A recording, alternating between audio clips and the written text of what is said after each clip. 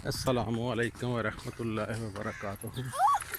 ये जी आज मेरी खुशकिस्मती समझ लें या इसको आप जो मर्ज़ी नाम दे लें कि मेरे जनाब होनहार शागिर्द जनाब राशिद महमूद दानिश साहब की मुसाफत में मैं नईम साहब और असलम ज़िया के पहलू में ज़राती फार्म में सैर कर रहा हूँ।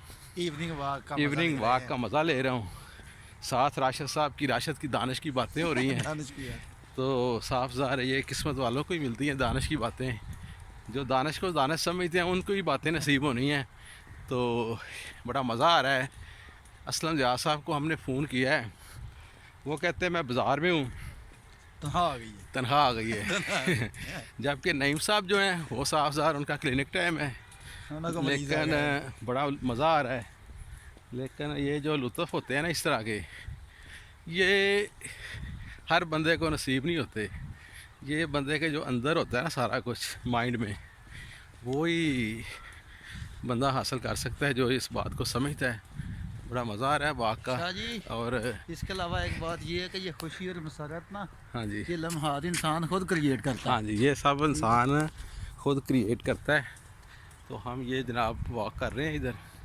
अब थोड़ी देर के बाद हमने अपनी वॉक तो मुकम्मल कर ली है। ये सिर्फ दोस्तों के नाम एक पैगाम था जो हम बनाना चाह रहे थे, बल्कि दोस्तों को याद किया है, वॉक में शामिल किया है। तो कलाम रसूल साहब की और डॉक्टर अफ्तार तैर साहब की कमी बड़ी शिद्दत से महसूस कर रहे हैं कि चलो दो हस्तियां हमारे साथ होती तो मज़ीद दुबाला होता काम। इसके साथ ही हम आपसे इजाज़त इस चाहेंगे। हवाले से मैं हजूर के नज़र पेश करना चाहूँगा कि डॉक्टर फताह सैयद साहब का कलाम कि फूल आँखें संवर नहीं रहते।